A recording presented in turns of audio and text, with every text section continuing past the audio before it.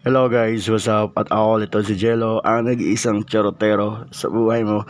At ako nga guys ay medyo na-surprise kasi nga nag-chat nga sa akin yung ate ko at sabi pupunta nga daw kami ng Mang Inasal at isasama nga raw ako.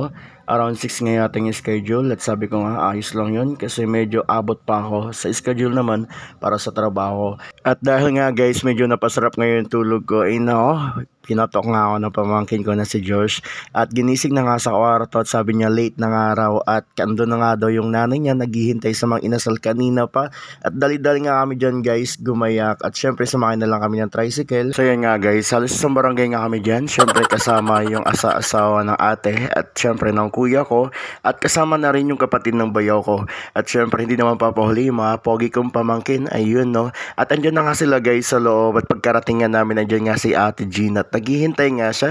Yun nga lang hindi pa siya nakapag-order gawa nga hindi niya daw alam kung ilan yung total ba talaga nang pupunta at mahirap nga naman guys magsobra, diba? Habang nga nag-uusap dyan guys si ate Joanne at si ate Gina ano ba talaga yung gusto nila at o-orderin, ako na nga yung pumila para naman makapag-video din ako, diba? Mekos na lang yan mga insan, chawat lang po. So after few minutes nga guys ay dineliver na nga dyan yung aming in-order niya pagkain at karamihan nga dyan guys ay ang PM2 chicken inasal at ang ilan naman ay PM1 which is yung paa at may kasama nga yan guys na dessert, syempre yung halo-halo at yung crema de leche. Pero syempre, ang pinakamasarap pa rin na crema de leche yung galing sa'yo. Ayun, no? Pambisi nga sila dyan, guys. Ay share ko lang na naging part din ako ng food industry, which is Mang Inasal. Kaya nga malapit sa puso ko, guys, ang Mang Inasal. At talaga namang malaki din yung naibahagi niyan sa aking buhay.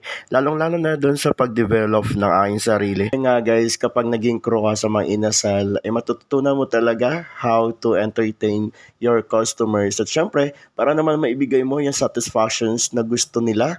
Pero kahit saan naman guys na fast food ay yun naman taga lagi yung goal, yung makapagbigay ng satisfaction sa ating customer para naman nga magkaroon ng repeat business. Kaya nga guys, sabang busy na nga ang lahat, mekos-mekos na nga ni Insan at napag-video na rin nga ako. At kaya nga pala kami guys napasugod biglaan sa Mang Inasal ay birthday nga pala ni Amira.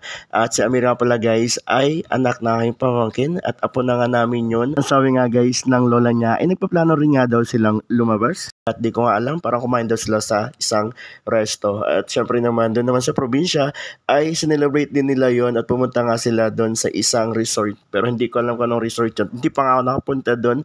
At ito nga guys, after nga namin kumain, ay ayan, gumayak na nga kaming umuwi dahil nga may pasok pa rin ako. At naging masaya naman yung aming pagpunta sa Mang Inasal. At panigurado nga lahat ay busog.